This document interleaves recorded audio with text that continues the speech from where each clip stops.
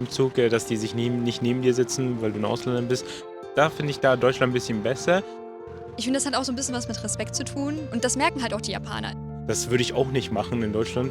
Hello everyone and welcome back to another interview video. In case you are new here, my name is Sarah and this channel focuses mostly on videos about Japan as well as cooking videos. If this sounds interesting to you, don't forget to subscribe for more upcoming videos. As always, this interview was completely spontaneous. Nothing was scripted or researched in advance. So stay kind in the comments and let's get into it. Okay. Gab es denn vielleicht auch Dinge, die dir nicht so gefallen haben in Japan? Dinge, die mir nicht gefallen haben. Also das ist echt schwierig, da müsste ich ein bisschen überlegen. Ja, überleg ruhig ein bisschen, das ist nicht so einfach. Ich weiß nicht, ob dir vielleicht Dinge aufgefallen sind, vielleicht macht es das einfacher, die vielleicht in Deutschland besser geregelt waren als in Japan. Ja, also eine Sache, das sind die Steuern, die für Ausländer oder Touristen ausfallen. Da habe ich aber wenig erlebt. Vielleicht, weil meine Freunde mich vielleicht in Läden gelotst haben, die tax-free sind. Aber ich war einmal in einem Shop, da war tatsächlich mit Steuer. Und ich kann es verstehen, Japan braucht Geld wegen Corona und ähnliches. Viele eingesackt, die Wirtschaft. Könnt ihr auch vielleicht am Yen merken, der jetzt so drastisch gefallen ist. Aber ich finde das in Deutschland ein bisschen besser, wird jeder gleich zur Kasse gezogen, egal woher der kommt. Das fand ich ein bisschen, das finde ich ein bisschen besser in Deutschland. Ansonsten vielleicht noch, das kann ich jetzt nicht als Nachteil den Japanern vorwerfen, dass die vielleicht nicht so viele Englisch können, aber das ist minimal, also das kannst du ja niemandem vorzwingen, also zwingen, eine Sprache zu lernen, nur weil du als Tourist da besser orientiert sein willst. Macht's wie ich. Ich habe mich vor einem Jahr entschieden, Japanisch zu lernen und dann halt 2-3 Monate später entschieden, nach Japan zu gehen. Vielleicht bin ich anders als die anderen, aber ich habe relativ schnell Japanisch gelernt und ich konnte mich auch mit jedem Japaner unterhalten, je nachdem, wo ist der Zug oder wie viel kostet das. Also die kleinen Alltagsgespräche, das war gar kein Problem. Also macht euch vielleicht vorher Notizen und lernt die wichtigsten Sätze, dann habt ihr auch keine Probleme und die meisten Japaner geben sich mega Mühe, um Englisch mit dir zu sprechen, also macht euch da auch keine Sorgen und wir sind im digitalen Zeitalter, holt euren Übersetzer raus aus dem Handy oder vielleicht seid ihr so gut wie ich vorbereitet und habe Freunde schon dort. Also ansonsten kann ich da jetzt wirklich nicht sagen, was da jetzt schlecht war oder was hier besser war. Das Wetter kann ich jetzt auch nicht hier sagen, weil das hängt ja auch nicht von den Japanern ab. Ansonsten, könnte ich jetzt nicht sagen tatsächlich. Okay, ja, also dass man ein bisschen Japanisch können sollte, das finde ich aber auch, weil ich bin auch so der Auffassung, ich erwarte nicht, dass andere Leute mit mir auf Englisch kommunizieren können. Ich finde, wenn ich mich für ein Land sehr interessiere und dort auch öfter hin möchte, dann sollte ich mich auch für die Sprache interessieren und nicht nur aus Urlaubsgründen dort sein. So fühle ich zumindest, was Japan angeht. Und ich finde, das hat auch so ein bisschen was mit Respekt zu tun und das merken halt auch die Japaner. Also wenn du auf die zugehst und du versuchst mit denen Japanisch zu reden, auch wenn dein Japanisch vielleicht noch nicht so gut ist, die sind so dankbar, dass du das versuchst, dass du überhaupt diese schwierige Sprache für die versuchst zu lernen, dass die entgegenkommen und dir wirklich immer helfen. Es gibt manchmal dieses blöde Klischee, dass die vielleicht rassistisch sein können oder keine Lust auf Ausländer haben. Vielleicht kannst du mal sagen, wie da deine Erfahrung war. Also ich persönlich habe da nie etwas erlebt. Nein, das kann ich auch nicht bezeugen oder bestätigen. Also Rassismus ist, glaube ich, dort so gering und so wenig. Vielleicht Ausländer, die vielleicht schon länger da leben, vielleicht noch bessere Eindrücke geben können als ich. Aber auch dieses Klischee, was ich vorhin erwähnt hatte im Zug, dass die sich nicht neben dir sitzen, weil du ein Ausländer bist, das stimmt einfach gar nicht. Es hat mit Respekt zu tun, dass man jemanden nicht nerven möchte. Wenn da 1000 freie Plätze sind, dass sie ausgerechnet sich neben mich setzen sollen, das würde ich auch nicht machen in Deutschland. Mich einfach neben jemanden setzen, wenn ich weiß, das wäre schon sehr creepy, ne? Dass da noch 500 andere Plätze frei sind. Also das hat nichts damit zu tun und es haben sich auch viele neben mich gesetzt, wenn da nicht so viel Platz frei war. Und ich bin auch aufgestanden, wenn da ältere Menschen reinkamen oder Schwangere oder ähnliches. Und das steht auch in den Bussen oder in Zügen, dass man da halt Platz machen soll und das finde ich auch gut so. Eine Sache finde ich tatsächlich doch noch und zwar bei meiner Rückreise. Ich wollte mit dem Bus nämlich nach Osaka, also Rückflug, dass halt keine Gepäck in den Bussen erlaubt ist. Vielleicht hat das mit Erfahrung zu tun, aber jetzt, wo ich darüber nachdenke, ich kann es jetzt auch verstehen, weil in Japan sehr viele Leute ein- und aussteigen, weil in Japan halt sich das Bus- und Zugfahren mehr lohnt als Auto. Erstens, weil die Autobahn Geld kostet. Da haben wir vielleicht einen Nachteil, dass die Autobahn Geld kostet und das Tempolimit vielleicht, aber egal. Dass da halt viele Leute in den Bussen einsteigen und dann halt, wenn man mit 1000 Gepäck da reingeht, dass man da halt den Leuten, die halt arbeiten müssen oder irgendwo hin, dass man denen halt keinen Platz wegnimmt, kann ich da auch irgendwo verstehen. Also vielleicht war ich nur in dem Moment halt so ein bisschen im Zeitdruck, weil ich unbedingt zum Flughafen fahren musste und deswegen eine Alternative gesucht habe. Ansonsten würde mir da jetzt nichts anfallen, Negatives.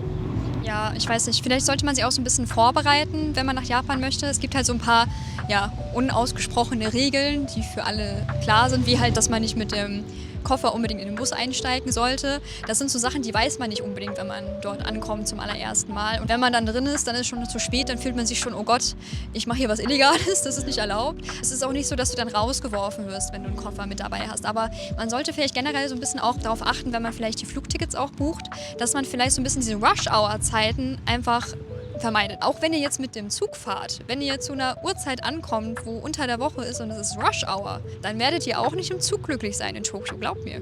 Das haben wir alle schon erlebt. Macht das nicht. Also am besten ist vielleicht Ankunftszeiten oder auch Abflugzeiten dann zu wählen, wo ihr vielleicht diese Rush Hour so ein bisschen umgeht. Dann ist auch keiner so böse drum, wenn ihr dann vielleicht doch mal mit eurem Koffer im Bus seid, weil wenn da nur die Oba-chan von nebenan steht und sonst ist der Bus leer, dann hat da, glaube ich, keiner was dagegen, wenn du deinen Koffer dabei hast.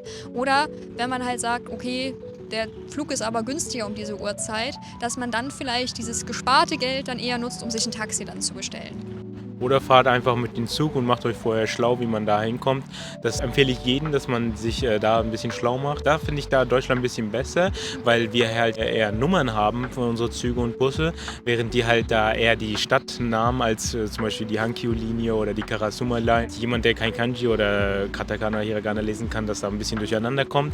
Macht euch da vielleicht ein bisschen schlau. Wir haben Google Maps oder ähnliches, dass man sich besser vorbereiten kann, beziehungsweise damit man halt nicht zu spät kommt. Das wäre dann eigentlich noch eine Sache halt, dass diese Beschriftungen vielleicht für Touristen nicht so hilfreich sind. Also ich finde da so die Nummern ein bisschen besser, weil die halt ein bisschen internationaler sind. Aber es gibt natürlich immer englische Durchsagen und das finde ich auch mega. Ich war in vielen ländlichen Gebieten, wo man halt kaum Touristen antrifft und trotzdem wurde da immer englische Durchsagen durchgeführt, dass man da halt auch wirklich weiß, wo man ist gerade. Da fällt mir noch ein, du hattest ja ein gewisses Problem gehabt bei der Ankunft. Also ihr solltet euch auch informieren, wie ihr denn an Internet kommt, wenn ihr nach Japan kommt. Wie war das denn bei dir am Ankunftstag? Das war tatsächlich ein bisschen schwierig, weil es ist ein bisschen schwer für Touristen da eine SIM-Karte oder ähnliches zu bekommen, dass man da halt sich vorher schlau macht, eine digitale SIM oder so bekauft, dass man da halt wirklich unterwegs auch Internet hat. Ansonsten hast du natürlich fast irgendwo überall WLAN, zum Beispiel Free Kyoto WLAN hatte ich damals oder halt im Hotel oder halt in den Flughäfen. Ich hatte natürlich wieder ein größeres Glück, weil ich Freunde hatte, zum Beispiel der Kazuki, der hat mir halt dann ein Pocket Wi-Fi gekauft, dadurch hatte ich halt immer Internet dabei und macht euch auf jeden Fall vorher nochmal Gedanken. Kauft euch vorher die SIM, damit ihr nicht da ohne Internet steht oder irgendwo einen Internetspot suchen müsst. Da finde ich vielleicht Deutschland ein bisschen besser. Ich glaube, wir haben mehrere Internetspots in größeren Bahnhöfen oder ähnliches, während das in Japan nicht so ist. Ja, zum Beispiel, als wir angekommen waren, war mein Problem, dass wir halt sehr im Untergrund waren. Und dort hatte ich so gar keinen Empfang. Also ich hatte mir zwar eine eSIM geholt, aber ich konnte die nicht verbinden. Und ich wusste nicht, ob das jetzt daran lag, dass ich die Einstellung falsch gemacht hatte oder weil wir halt so im Untergrund gerade waren. Also da hätte ich mir auch gewünscht, dass irgendwie ein WLAN oder so da gewesen war. Weil ich war dann auch erstmal komplett aufgeschmissen, weil dann erstmal das Internet nicht ging. Das war dann auch nicht ganz so einfach. Ja, also kann ich bezeugen, bricht schnell weg manchmal. Auch als ich mit dem Shinkansen gefahren bin. Shinkansen hat Wi-Fi, ist aber leider nicht so gut. Da habe ich auch eher zu meinem Pocket Wi-Fi gegriffen. Aber der Shinkansen an sich, wo wir da gerade sind, ist einfach ein super tolles Fortbewegungsmittel. Wobei ich Pech hatte, zweimal Pech mit dem Fuji. Während des Flugzeugs habe ich es nicht sehen können und während des Shinkansen, weil einfach viel zu bewölkt war und um den Fuji. Da hatte ich ein bisschen Pech gehabt. Aber trotzdem hat sich auf jeden Fall gelohnt. Ich bin eine Strecke, die eigentlich normalerweise 8 Stunden mit dem Auto dauert. Von Tokio nach Kyoto bin ich einfach in 1 Stunde und 30 Minuten hinter mich gebracht. Besser geht's gar nicht. Also kein Vergleich zu dem ICE hier. Ich meine, ich glaube, der ist doppelt so schnell, nicht mehr. Wenn ihr mal eine 2-3 Stunden ohne WLAN seid, ist es jetzt auch kein Beinbruch. Holt euch ein Pocket Wi-Fi, falls es möglich ist, oder halt eine eSIM. Aber macht euch nicht Hoffnung, dass die halt in einem Tunnel funktioniert. Also fragt lieber jemanden unterwegs. Wie gesagt, die Japaner sind mega hilfreich. Die haben mir überall geholfen. Ich glaube, einer hat mich sogar, so ein Opa, das war in Kyoto. Ich wusste nicht, wo ich halt zu meinem Hotel komme. Der hat mich dann halt wirklich Hat er dich bis dahin begleitet? Genau, wortwörtlich bis zur Station begleitet. Und auch bei der Rückreise hatte ich so ein Pärchen, weil ich wusste jetzt gerade nicht, ob ich an der richtigen Station bin, ob ich gefragt bin, ob ich richtig bin. Und die haben dann halt bis zum Schluss, auch wenn zwischen uns 2-3 Meter waren, die haben die ganze Zeit zu mir rüber geguckt und dann, als ich angekommen bin, haben sie dann mir so ein Signal gegeben, dass ich aussteigen kann. Obwohl ich eigentlich schon wusste, dass es richtig ist, aber ich habe mich trotzdem angewöhnt, mich zu bedanken für jede Kleinigkeit und sich zu verbeugen. Das nimmt man ein bisschen nach Deutschland mit, diese Verbeugung, bis man halt merkt, dass keiner zurückmacht und dann legt sich das automatisch. Ja, das wird dann irgendwann peinlich, ne? Genau. Wenn man dann so die ersten Tage in Deutschland ist und dann ist man noch so, und dann so, alle gucken einen an, was macht diese Aber Person da? ich habe es gerne gemacht. Also. Ja, oder es hat so was mit deiner inneren Haltung zu tun. Genau. Also wenn du dich dort viel verbeugt hast, du hast immer dieses Gefühl, dass du halt selber auch mehr Ehrfurcht oder Respekt halt zeigst. Also irgendwie ist deine gesamte innere Einstellung halt eine andere. Richtig. Du findest die Person gegenüber automatisch einfach sympathischer, wenn die das zurückmacht und du das auch zurückmachst. Es ist halt wie eine kleine Bindung. Ich könnte es für immer machen, also ich habe da kein Problem mit. Da gibt es so ein paar Sachen. Ich weiß nicht, ob dir das auch aufgefallen ist. Wir haben ja auch sehr viele japanische Freunde. Und zum Beispiel, wenn du irgendwas erzählst, dann tendieren Japaner eher meistens dazu, dass sie immer viel dir eine Rückmeldung geben. Dass sie zum Beispiel viel sagen, echt, oder ne, die zustimmen, sodass sie immer aktiv zuhören. Während in Deutschland das meistens so ist, dass du halt eigentlich nicht so viel sagst, weil du der Person aktiv zuhören möchtest. Und das gilt für die eher schon wieder unhöflich, weil wenn du zum Beispiel telefonierst, dann weiß ja die Person gerade nicht, ob du ihr gerade zuhörst oder nicht. Und deswegen sind die Japaner immer so, dass sie halt viel hi, die ganze Zeit sagen, damit sie wissen, dass da gerade jemand am anderen Ende ist und dir aktiv zuhört. Ich weiß nicht, ob dir das aufgefallen ist. Doch, ist mir also auch hier schon mit den Japanern, mit denen ich geredet habe, also da wird immer zurückgeantwortet nach jedem Satz, nicht wie bei uns, dass wir halt erstmal bis zum Schluss durchhören und dann vielleicht eine kleine Antwort geben. Da wird einfach zwischendurch nach jedem Satz, was du sagst, wird dann nochmal eine kleine Rückmeldung gegeben, dass er das gehört hat und entweder zustimmt oder nicht zustimmt oder halt nochmal eine Frage stellt. Und das finde ich eigentlich ganz toll, dass halt irgendwie das Gespräch am Laufen. Nicht wie wir das machen jetzt in Deutschland, du ratterst deinen Text runter, dann kommt ein Feedback und dann war's das. Also dadurch zieht sich die Kommunikation so ein bisschen. Also das finde ich eigentlich ganz toll. Wie war es denn für dich, so Tempel und Schreine zu besuchen? Also Hikaru war so, als wir in Kyoto waren, hast du jetzt endlich genügend Tempel und Schreine gesehen? So genauso habe ich mich gefühlt, als er in Deutschland war und gefühlt jede Kirche besuchen wollte. Bist du bis jetzt satt mit Tempeln und Schreinen oder willst du noch mehr sehen?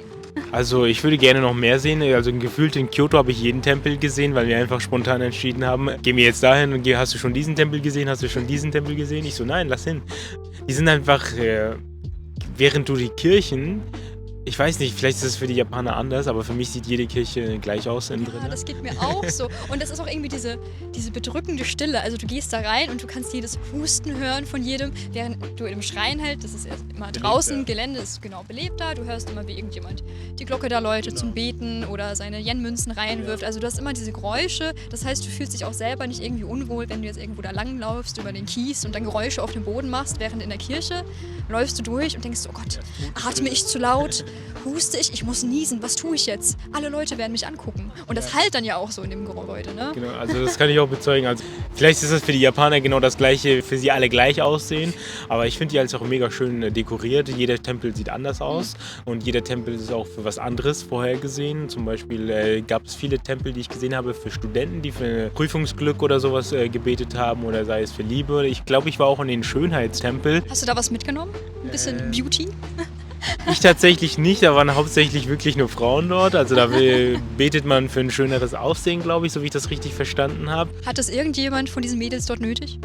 Eigentlich nicht, also das verstehe ich auch nicht bei Japanerinnen jetzt konkret, dass sie da halt wirklich weniger Selbstvertrauen haben als europäische Mädchen, Frauen. Sie da halt sich teilweise mit den Masken immer so eindecken. Das ist ein kleines Makel, wo ich sagen muss, dieses Maskengetrage. Also ich kann es verstehen, dass wenn jemand krank ist oder dass jemand niemanden anhusten möchte oder ähnliches, aber dieses durchgehende Maskentragen und vor allem im Sommer bei der Hitze, kann ich selbst nicht nachvollziehen. Das kann ich gerne erklären, warum das so ist. Also tatsächlich tragen die Japaner gerne Maske.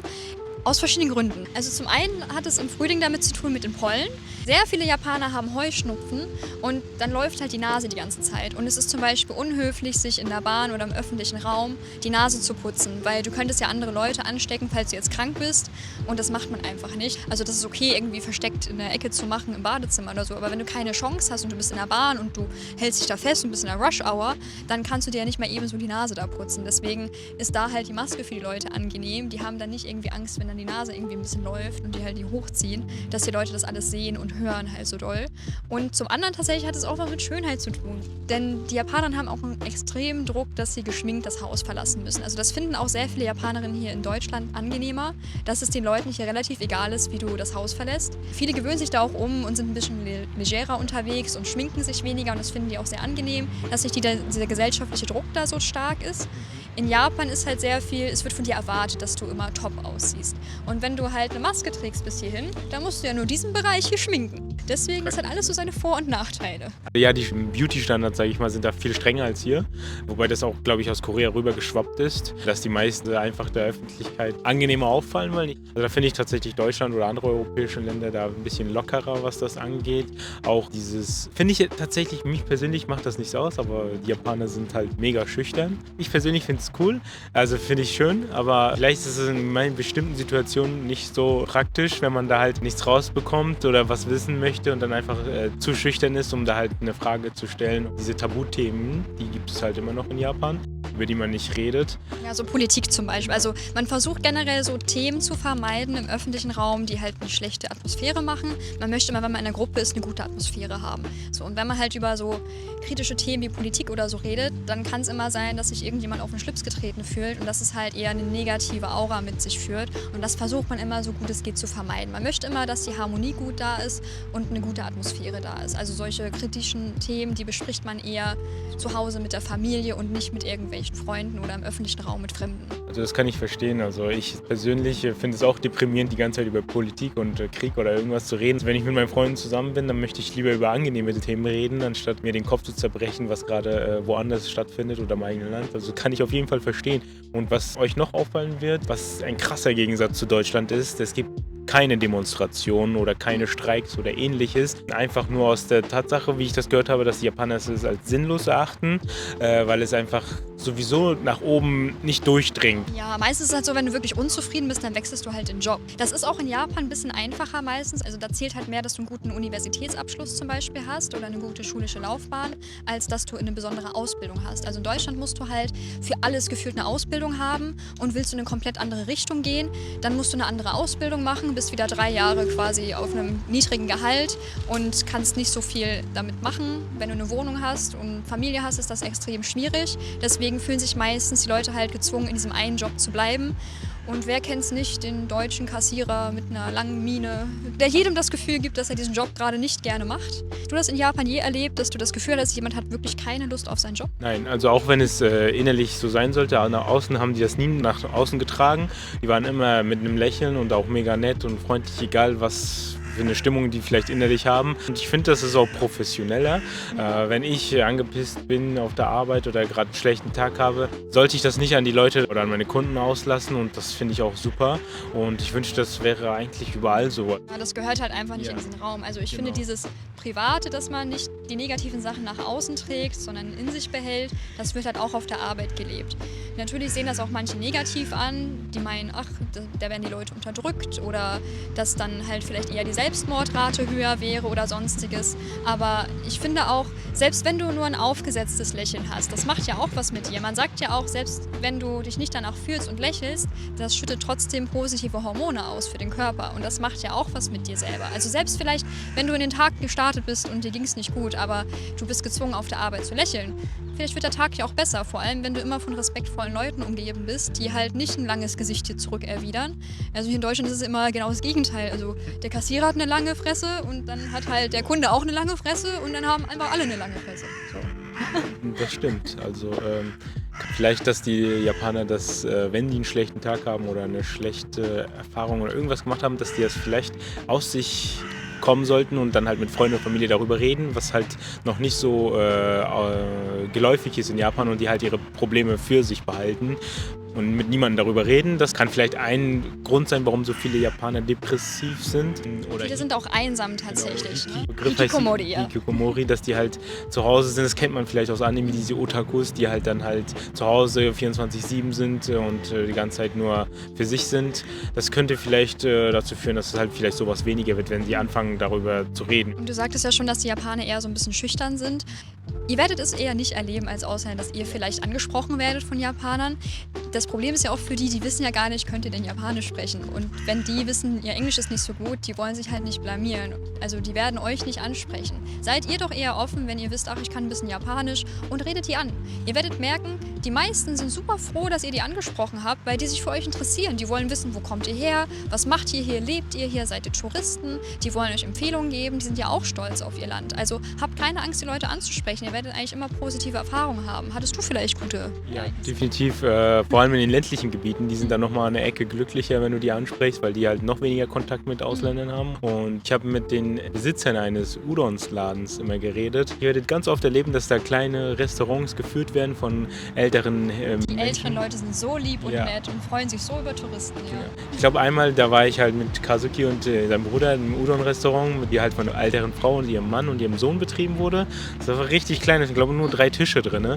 Und die waren so überrascht, einen Ausländer zu sehen, dass die halt wirklich uns das ganze Essen, was wir da gegessen haben, umsonst einfach gegeben haben. Keine Ahnung, ob sie einfach nur nett sein wollten oder ich glaube, dass sie halt einfach mega glücklich sind, dass da mal ein Nicht-Japaner reingekommen ist und waren auch übelst überrascht, dass ich gut Japanisch sprechen konnte und auch mit Stäbchen essen können. Ja, Hikaros Großeltern waren auch total überrascht, dass ich mit Stäbchen essen konnte. Die dachten, ich könnte das nicht. Das ist tatsächlich schwierig beim ersten Mal für Nicht-Japaner, aber die sind halt mega erstaunt, wenn sie merken, dass du da mit Stäbchen essen kannst oder Gerichte isst, die halt normalerweise Ausländer nicht essen, wie kalte Udon oder Soba. Da sind ja auch Natto auch toll. Natto habe ich tatsächlich noch nicht gegessen, aber werde ich definitiv nachholen. Soll ja ganz, ganz besonders sein vom Geruch.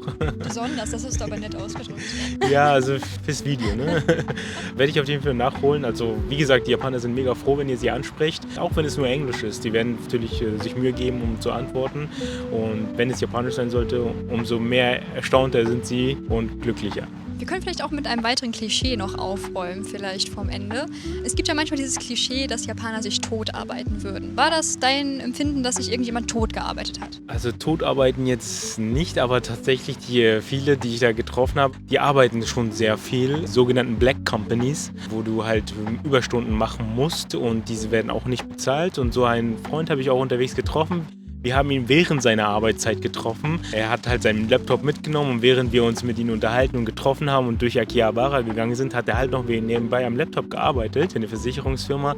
Also das ist tatsächlich wirklich, das Arbeitsleben in Japan ist sehr anstrengend. Ich möchte jetzt nicht sagen, dass es Totarbeiten ist, aber ich sag mal so, es gibt noch viele Firmen, die halt immer noch dieses Black betreiben, diese Black Company. Meistens so traditionelle japanische Genau. Firmen. Es gibt ja auch immer mehr Firmen, die sich sehr westlich angelehnt haben, die teilweise auch gar keine Überstunden mehr in den Vertrag aufnehmen. Also es ist halt wirklich so, wie du gesagt hast, dass viele Firmen vertraglich festlegen, dass im Monat so und so viele Überstunden als normal gelten. Natürlich, wenn du darüber hinauskommst, kriegst du die ausbezahlt oder kannst halt dann Gleitzeit nehmen. Aber in der Regel gibt es noch sehr viele japanische Firmen, die halt sagen, okay, eine gewisse Anzahl an Überstunden sehen wir als selbstverständlich an und dass auch sehr wenig Urlaubstage dann teilweise auch dabei sind. Ne?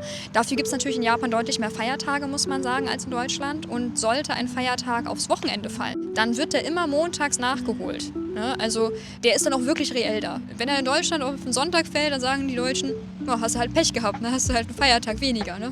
Ja, genau, also das ist auch ganz, ganz cool, aber wie gesagt, die haben sehr wenig Urlaubstage. Das ist halt ein kleiner Makel, also da gibt es viele Japaner, die haben vielleicht noch nie ein anderes Land gesehen. Höchstens Korea, weil es nicht so weit weg ist. Finde ich auch nochmal ganz kleiner Kritikpunkt, weil dann das ganze Leben, wenn du auch noch in so einer Black Company arbeitest, dein ganzes Leben sich in der Arbeit abspielt und wenig Zeit für Frau, Familie und sowas bleibt. Hattest du denn das Gefühl, dass jetzt die Oba-chan und der Oji-san auf dem Land, die das Udon-Restaurant betrieben haben, das gemacht haben, weil sie genötigt dazu waren, weil sie vielleicht eine zu kleine Rente verdient haben oder weil sie es gerne gemacht haben? Also den Eindruck hatte ich gar nicht. Also die waren halt mega glücklich, immer ein Lächeln aufgesetzt. Also ich glaube, die haben sich da nicht tot gearbeitet und die haben das gerne gemacht, weil das Restaurant auch sehr lange geöffnet war. Ist auch ein Zeichen dafür. Die sind ja bestimmt die Besitzer des Restaurants. Sie können sich halt ihre Öffnungszeiten selber aussuchen. Wenn die da sich tot arbeiten würden, dann hätten sie es tatsächlich nicht gemacht. Also in den Restaurants zumindest. Ich glaube, die machen das alles sehr gerne. Ich glaube, die Japaner arbeiten gerne mit Essen oder betreiben gerne Restaurants. Das werdet ihr auch in Kyoto sehen, wenn ihr durch diese engen Passagen geht, wo die Izakayas da aneinandergereiht sind. Also da hatte ich überhaupt nicht den Eindruck, dass da nicht gerne gearbeitet wird, sondern eher sehr gerne gearbeitet wird. Also was Essen betrifft, sind die Japaner nicht nur dahingehend besser als wir, sondern auch von der Motivation. Ja, das stimmt. Also wir hatten das tatsächlich auch in Hiroshima, als wir Okonomiyaki gegessen haben. In Hiroshima gibt es halt diese Hiroshima-Style Okonomiyaki, die sind nochmal ein bisschen besonders. Und da waren wir halt auch spät abends. Und das war so ein Laden, da gab es verschiedene Shops dafür. Also unterschiedliche Leute haben das immer geführt. Es war jetzt nicht so, dass das irgendwie einer Kette angehört hat, sondern jeder hatte da seinen kleinen Stand und konnte den betreiben. Und auch da hatten wir die nette Oba-san und den Uji-san, die das geführt haben. Und auch die waren mit Leidenschaft und Seele dabei. Die haben auch erst abends ihr Geschäft aufgemacht, wenn halt so die Uhrzeit war, dass die Salarymen von der Firma rauskommen und halt dann einen Ort suchen, wo die Bier trinken können und was Nettes essen können. Jetzt kommt hier gerade kurz der Marathon vorbei. Wir müssen mal kurz warten. So ein kleiner Halbmarathon hier.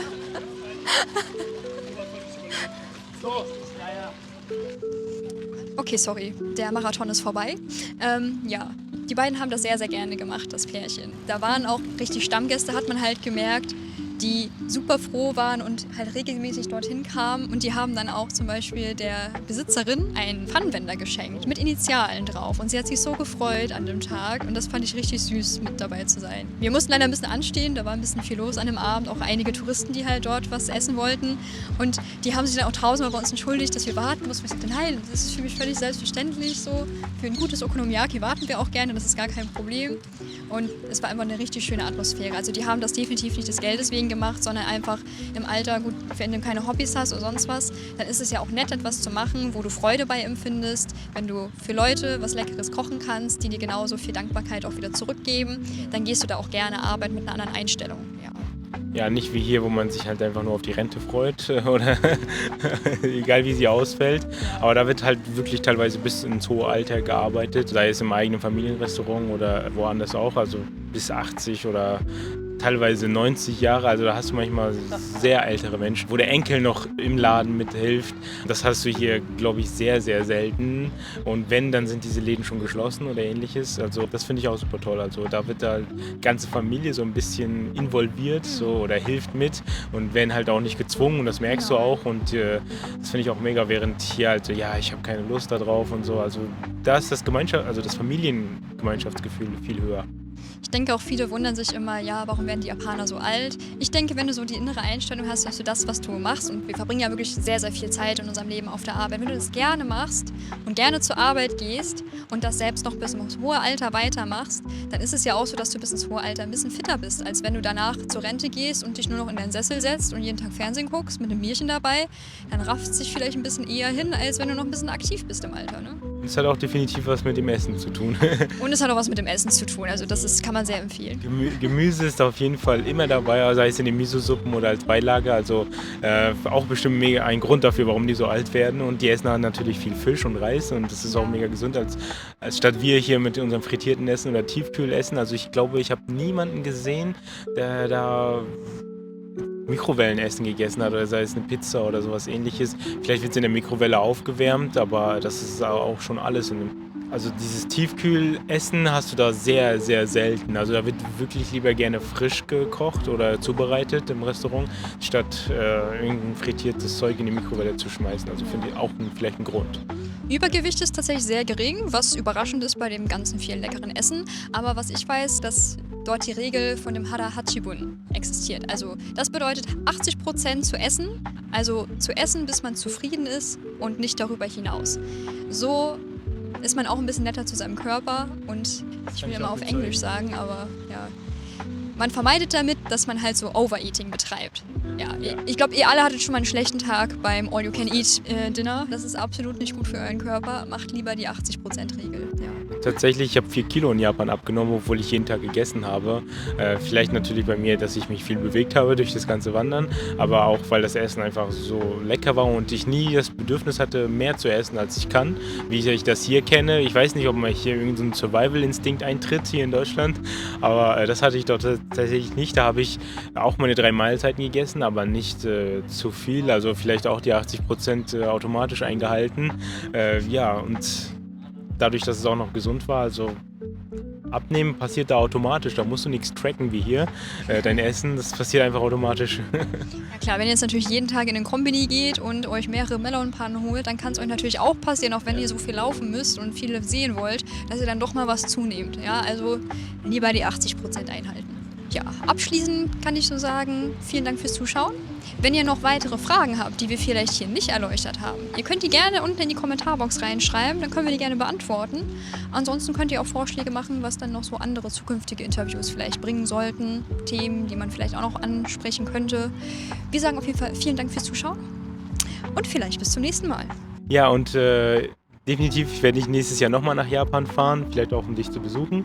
Und für alle, die jetzt noch nicht in Japan sind und sich überlegen, dorthin zu fliegen, macht es. Egal zu welcher Jahreszeit, kann ich jetzt sagen, ich habe die extremste Jahreszeit erwischt. Lohnt sich trotzdem, ob es der Sommer ist oder der Frühling oder der Herbst. Ja, es gibt wirklich keine falsche Jahreszeit. Also in jeder Jahreszeit gibt es irgendwas zu gucken. Also viel Spaß euch in Japan Ciao, ciao. und bis zum nächsten Mal. Ciao.